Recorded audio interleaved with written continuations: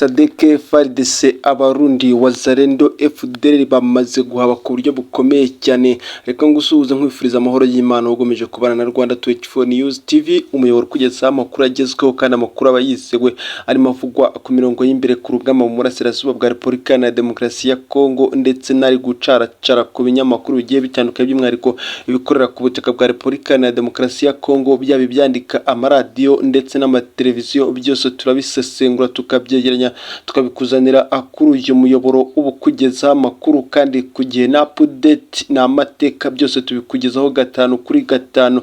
Reka nkubwire ko twamaze kugera muri studio tukuzana amakuru agezweho muri kino gitondo ku mirongo y'imbere ku rugamba. Ni tariki 8 z'ukwezi kwa gatandatu 2024. Turaza kubakira amakuru acwiza inyigo z'ingenzi zikurikiye. Turabura ko abasirikare b'M23 abakuru bamaze gutangaza ko bagiye kuzana ubundi buryo bushyashya n'uburyo bushya bw'imirongo y'urugamba. Abasirikare bagendera ku mamoto banyura mu mashyamba. M23 yamaze kuvuga ko igiye gushyira hanze abambere bavuye kwitoreza mu Burusiya baraza kugaragara ku mirongo y'urugamba. Turabyinjiramo tubisesengura turebe se by'abatwaye akaye kabo k'amafaranga ese n'amasano baba baragiranye n'Uburusiya, byose turabyinjiramo. Turakubwira ko igisirikare cya Sadek cyatwikiwe imodoka zabo zigera kuri 2 n'ingabo z'M23, nabyo turabisesengura neza cyane. Turebe se bazitwikiye mu bihe bice, ese bazitwitse kuri aya masaha, ese ni kiye gitero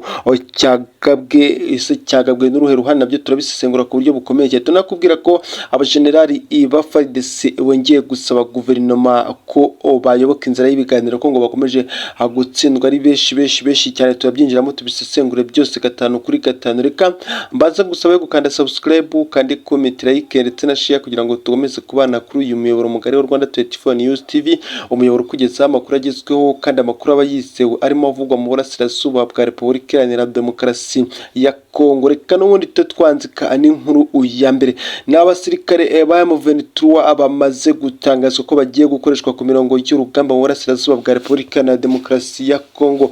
Abakomando karundura bagenda ku mamoto mu mashyamba, bangaba nta nubwo basanzwe muri Afurika baboneka hakeya. M23 yamaze gutangaza ko bano bari mu basirikare bagiye kwifashishwa ku mirongo y'urugamba, bazajya banyura mu mashyamba karundura bagenda bakwirakwiza ibisasu hirya no hino, barimo batega ndetse banakurura amakuru ya igisirikare cya M23 akigomba kunyura ndetse naho umwanzi ageza za aba basirikare aba M23 bagiye gushyirwa ku mirongo y'imbere ku rugamba. Abakoresha amamoto bano nibasanzwe ndetse bakoresha n'utumodoka dutoya mu mashyamba, nagara abasirikare bapfa kubona no muri Afurika, kuko amakuru aravuga ko bano basirikare bavuye kwitoreza mu gihugu cy'Uburusiya nibwo bakomotse. Bakavuga ko abagiye mu kwezi kwa karindwi, rumva bamaze hafi umwaka bitoza iyi mirwanire bakoresha amamoto mu mashyamba. Ibiro byose biraza kwafegita ku buryo bukomeye igisirikare cya FARDC ndetse no kuza guhigika zino ngabo za M23 biraza kugorana, kuko aba bakomando bo ibyo bakora biba ari nk'ubushitani, bari nk'ubwiyahuzi, kuko bamanuka ku misozi bihuta cyane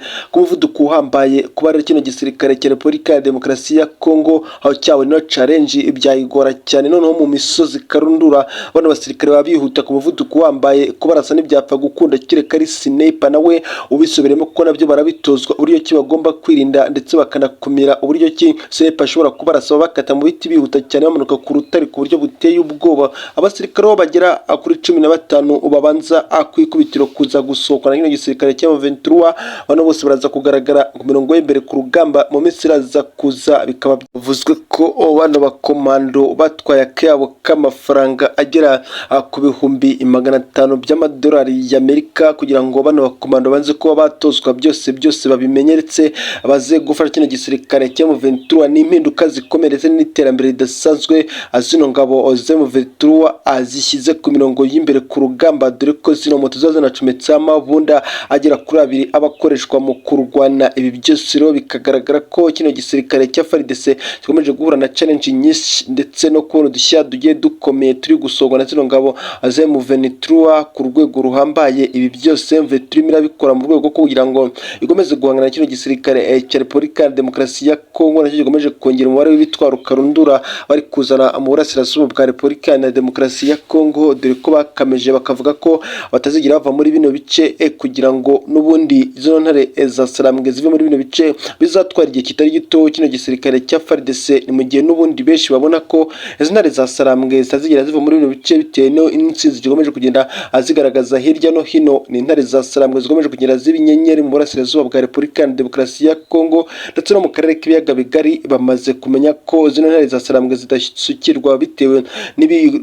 tendo bagiye bakorera igisirikare cya FARDC, bakabikora abarundi, bakabikora wazalendo, bakabikora MONUSCO ndetse bakabikora n'igisirikare cya SADC. byose byagiye bigaragara ko intare za Sarambwe zidasanzwe kuba ziri kugira zizana utundi dushya.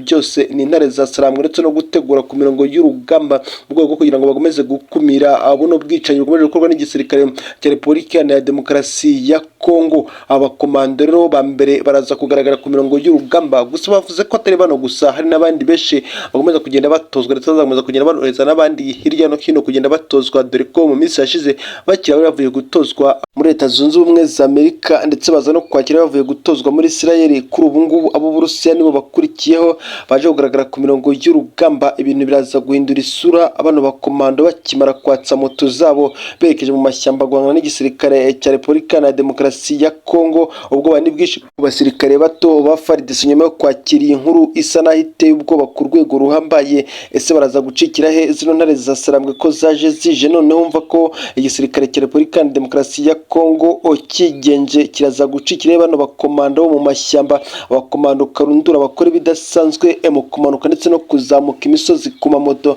kubarasa n'ibyakunda bitewe n'umuvuduko baba bahambaye, baba bahagaze ndetse n'utunyenyeri baba bakora mu mashyamba. Ese zino ntare za Sarambwe biziri kubikora mu maka yabo k'amafaranga bari gukura hehe? Ese ko bari gukoresha akayabo k'amafaranga menshi gusa? Ijyari nyamukuru ni ukubera zino ntare za Sarambwe zagize umujinya ukomeye cyane. Gusa ikintu ngo bashyize imbere nyamukuru ni uko byose bari kubikora kurwanira uburenganzira bwabo, ukwishyira ukizana ku butaka bw'abasekuruza. Zino ntare za Sarambwe rero ngo ntabwo zizahagarara ndetse ntabwo zizarekera kuzana udushya tugiye dutandukanye ku mirongo y'imbere ku rugamba. Reka iyi nkuru tuyireke ahubwo twerekeze ku gisirikare cya SADC. SADC ikomeje guhura n'ibibazo bikomeye cyane mu burasirazuba bwa Repubulika ya Demokarasi ya Kongo. Kuri ubu ngubu amakuru atugira avuga ko mu rukera rwa kare SADC imodoka zabo muri parikingi zigera kuri 4 zatwitswe n'ingabo za M23.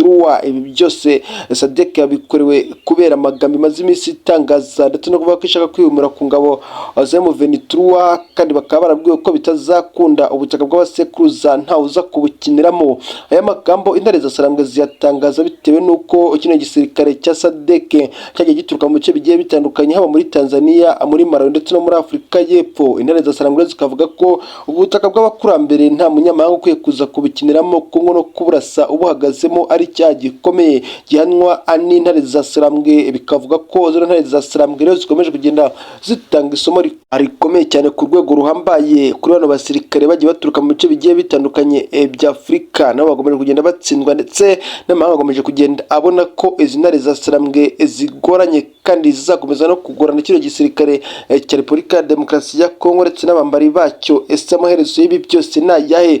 Ko SADC ikomeje kugenda ibangamirwa, ikomeje kugorwa cyane n'imirongo y'urugamba. Ese SADC koko izasubirayo nta kintu na kimwe ikoze, nta gace na kamwe yatse zino ngabo za M23, dore ko iminsi itangiye kubarirwa ku ntoki ugereranyije n'igihe bahamaze nta musaruro n'umwe bigeze batanga. Ari nabyo byatumye ibinyamakuru bishidukira hejuru bigatangira gukomera SADC, bivuga ko SADC nta kintu na kimwe yigeze ifasha kino gisirikare cya Repubulika ya Demokarasi ya Kongo, ndetse bakanavuga ko iyi SADC yakabaye yaravuye kuri buno butaka ikisubira mu bice byabo, duko bagiye bagorwa cyane by'umwihariko mu mashyamba. Ntabwo bari bayamenyereye, noneho amashyamba yo muri Kongo yo n'urundi rwego. Niyo mpamvu intare za Sarambwe zikomeza kugenda zibazenguruka ku rwego ruhambaye. Gusa abasirikare b'Afurika y'Epfo nabo bazi imbere kugwa muri bino bitero bigiye bitandukanye ndetse no kunanirwa kurwana bitewe n'uko abenshi boherejwe muri bino bice bari bamaze iminsi ibabarizwa mu mijyi ndetse ari naho bagiye bakora imyitozo. Kwataka amashyamba rero byarabagoye cyane kandi byaranabavunnye, bituma bakomeza kugenda basubira inyuma, intwaro zabo zigafatwa izindi zigatwikwa, ibirindiro byabo nuko imbunda zabo bakazifata, intoya n'inkuru,